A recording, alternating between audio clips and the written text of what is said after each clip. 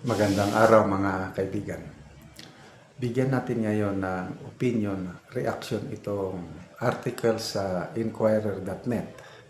Title, DPWH Chief,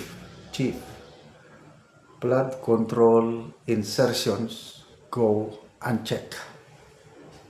Sinasabi sa article na ito na ang mga lawmakers, yung pumalakpak, naghiyawan, tumayo noong sinabi ng Pangulo sa kanyang SONA na nga, mahiya naman kayo, mga magnanakaw sa kawawang Pilipino dahil sa inyong kutsabahan, mga kickback.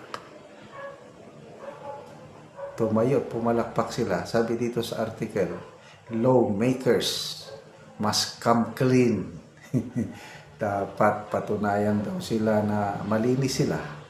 Kasi nga, ang sinasabi ng DPWH, problema yung isiningit.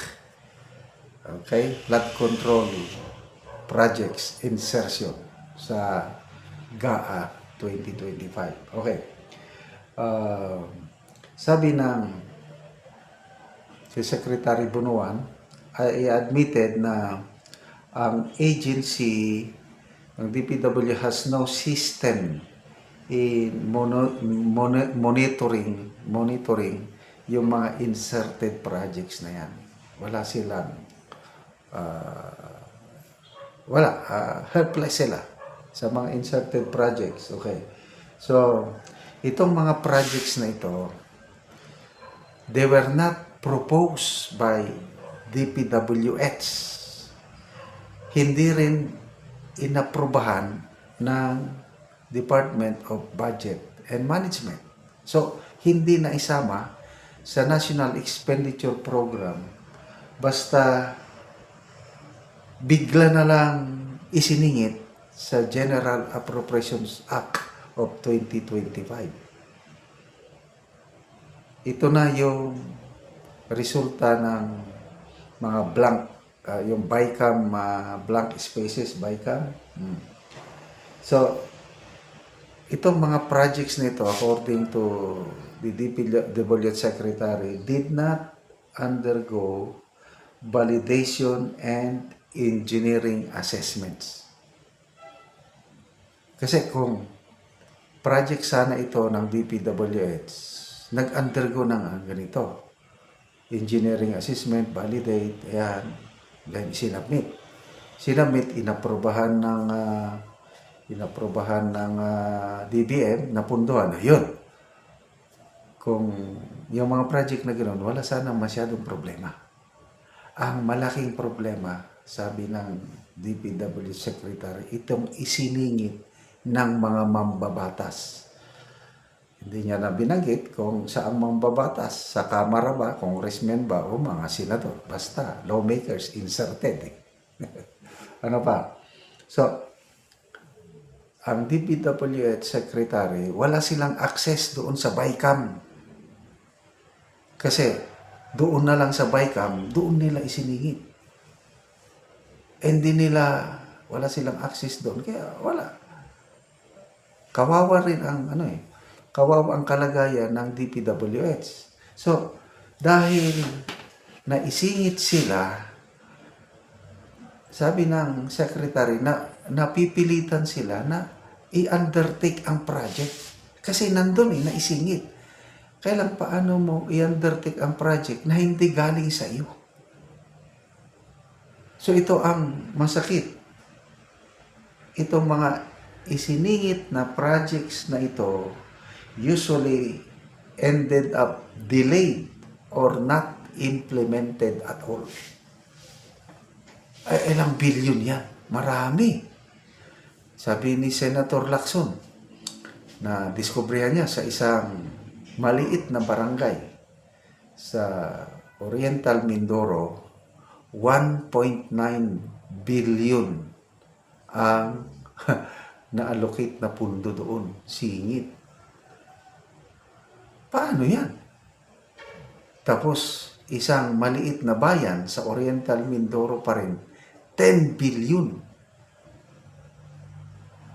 So, malaking problema talaga ang DPWH dahil naisingit nga, napipilitan silang mag-implement na resulta delayed or not implemented at all. Ito na yung sinasabi ni Mayor Joy Belmonte ng Quezon City na dahilan bakit maraming lugar sa Quezon City na hindi binabaha noon, ngayon nababaha na dahil sa mga projects ng DPWH katulad itong mga insertion. Ano pa? Ito pa ang masakit. Itong mga isiningit ng mga mambabatas, lumalabas, yung iba, may right of way issues. So kung may problema sa right of way, hindi mo talaga ma-implement. Madidili talaga. Or, ito pa, masakit. Maraming residential houses na apektado. So, wala talagang magawa ang DPWH dahil, so ang problema, again, yung mga pumalakpak. Pumalakpak. Okay. So, ano pa?